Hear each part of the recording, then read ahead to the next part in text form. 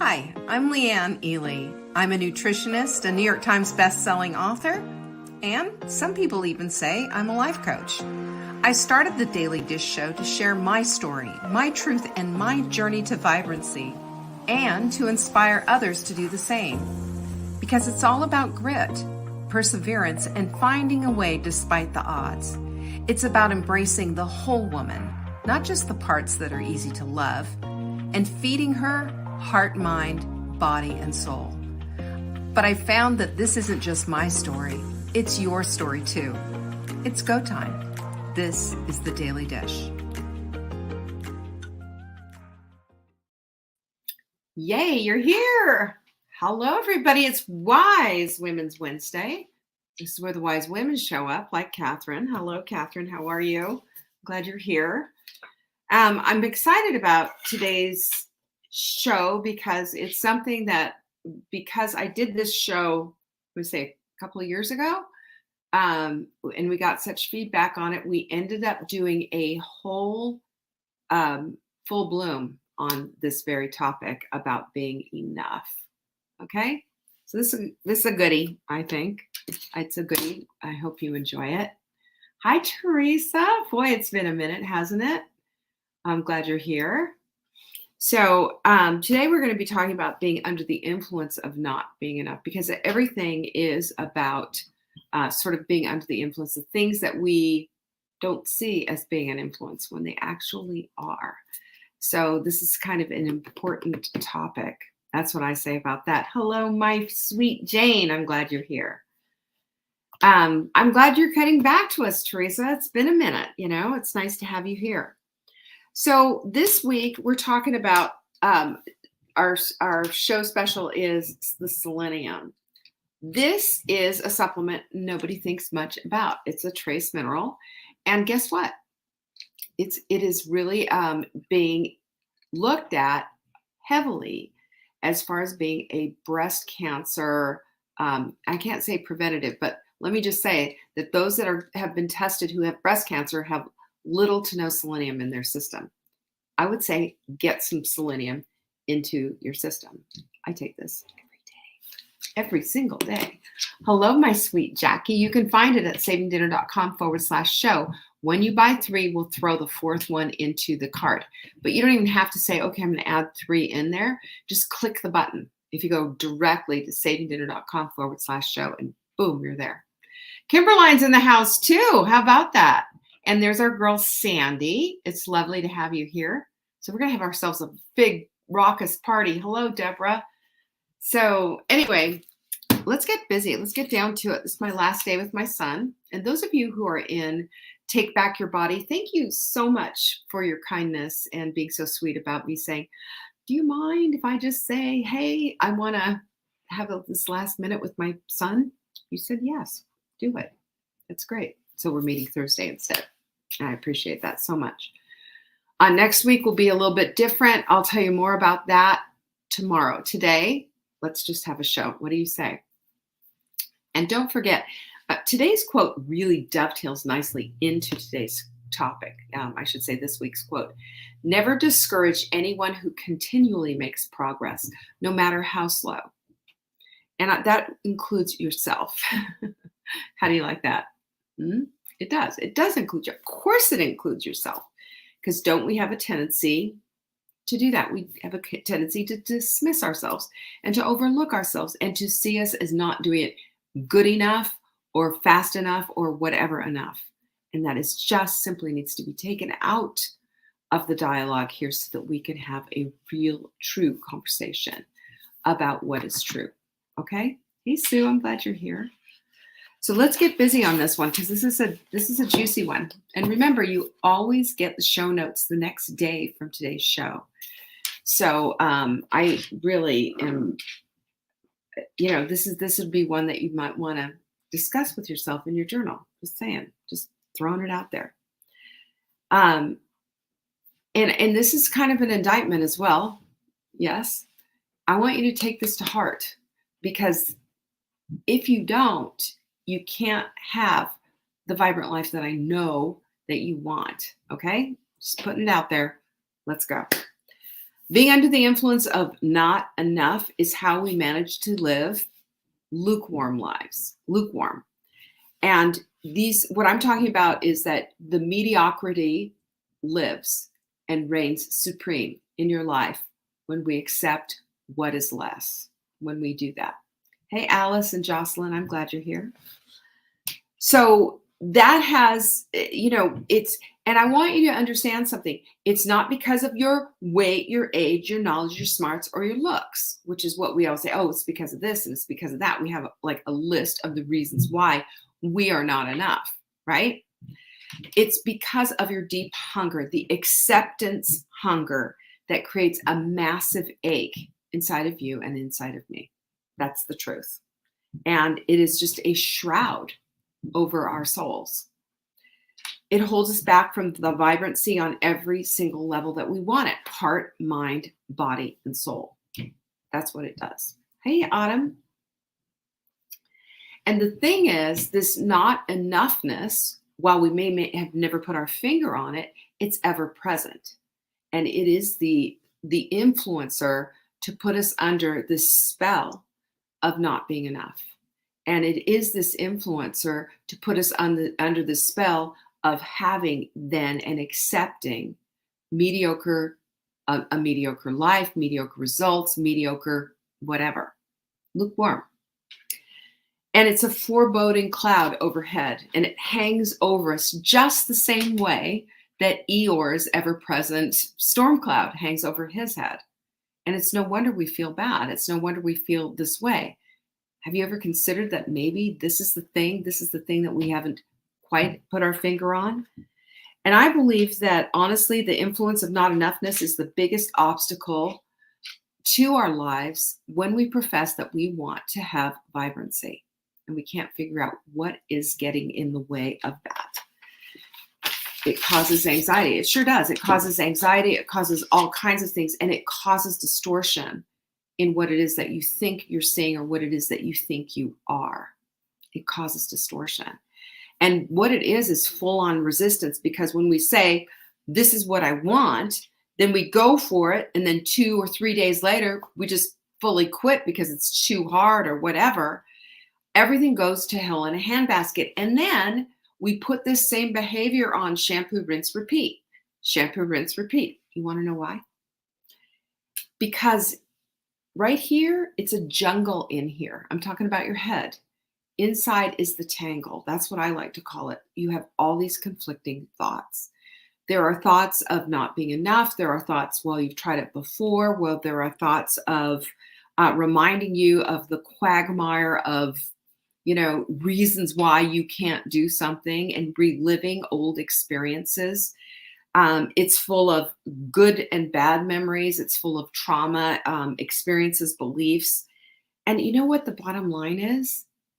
All of them fear the outcome. Now hang in there with me on this one, because this is really interesting. But the only thing that I can tell you, and this is what I found for myself, the only thing that I can say is the key to untangling is to go in and to kind of figure out what the heck is going on in here. Why am I believing that I'm not enough? Why am I seeing this as an obstacle? And in it, you're going to find some help, maybe, of understanding that there is a why there, that you've wanted this in the first place. Have you bothered to answer that question? I call it the why matrix, asking yourself the why questions until you get to the part where you are emotionally besought with your why. Oh my gosh, yes, that's what it is. That's why I want this thing. We all need that, because that's the thing that keeps us through thick and thin. That's the life preserver. That's the floaty device that keeps us from drowning in our own not enoughness. That's the thing that keeps us eyeing the prize and saying, yes, I can do this, even though I feel a little overwhelmed by all the stuff, right? So what is this why matrix doing?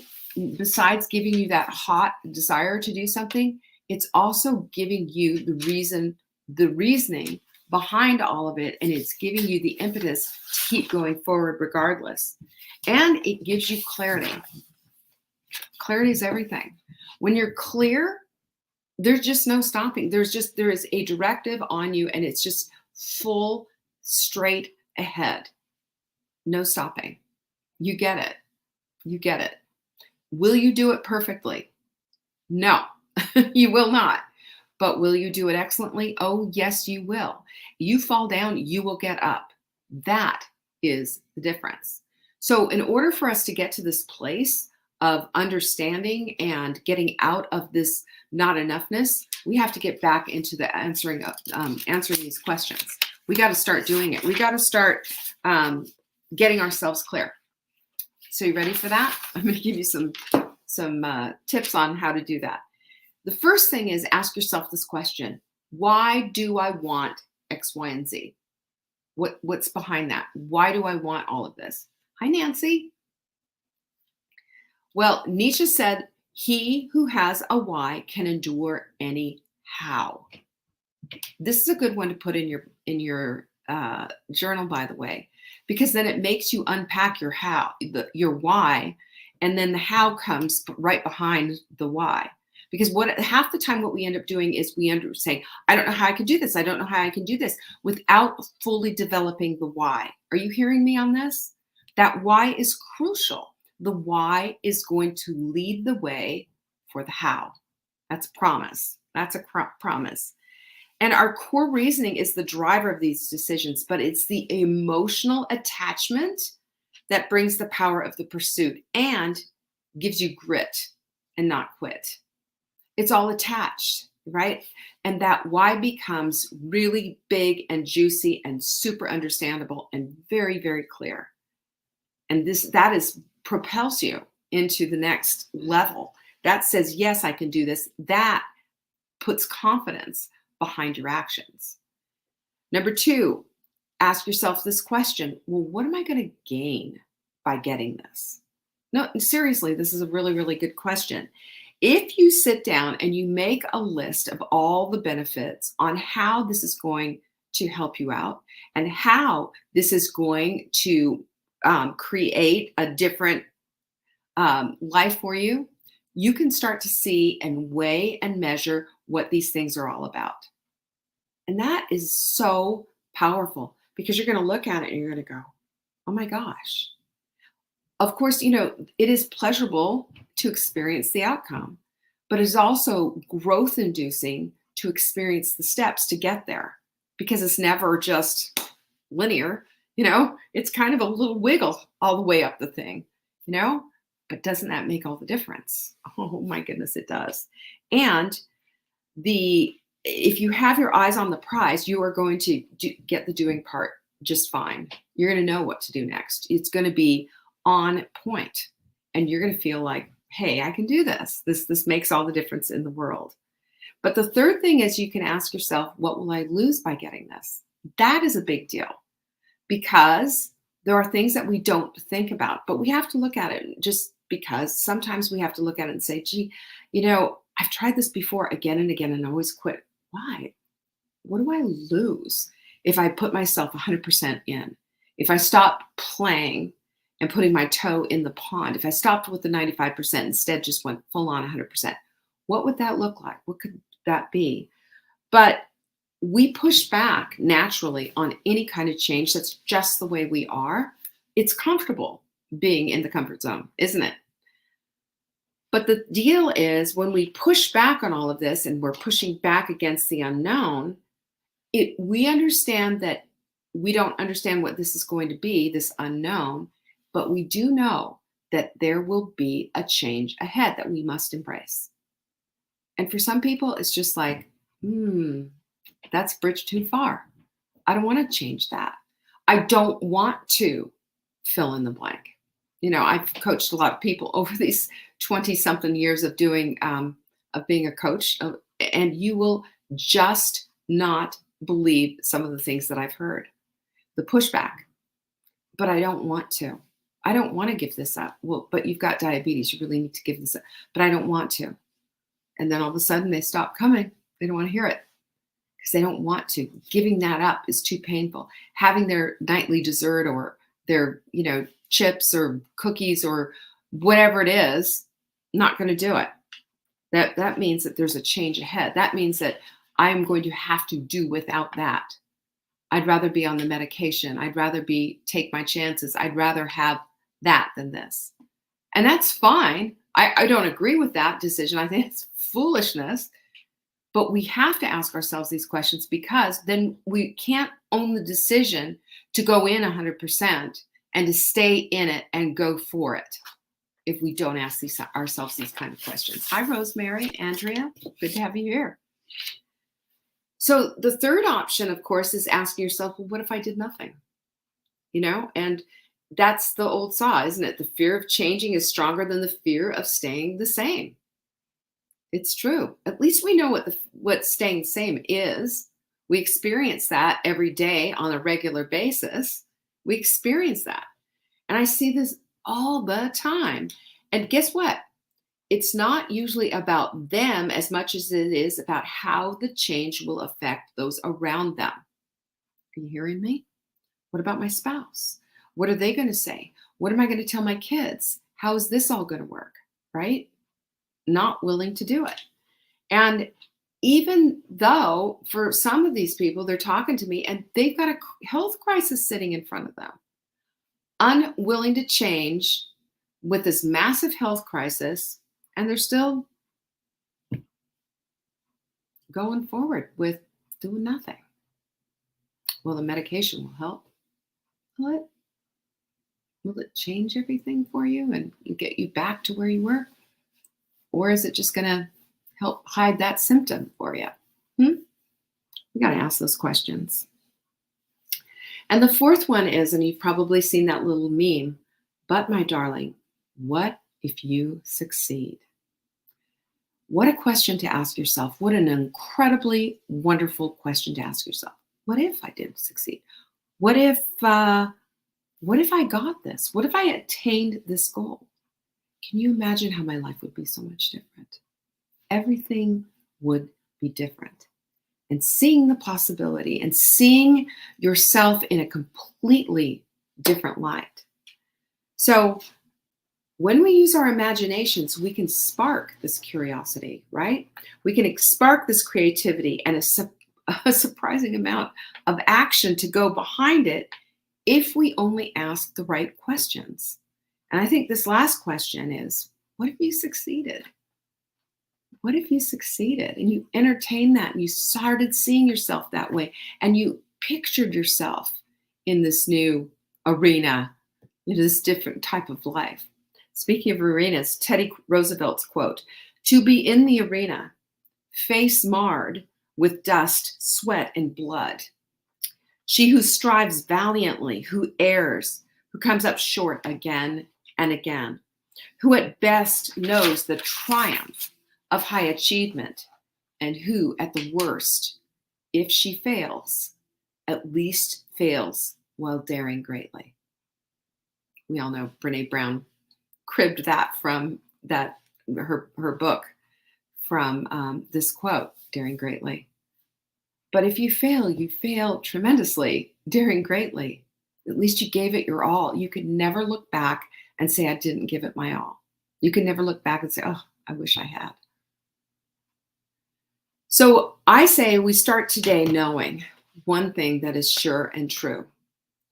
If you are the apple of God's eye, if you are created on purpose and for purpose, if you are fearfully and wonderfully made, then that means that yes, you are more than enough.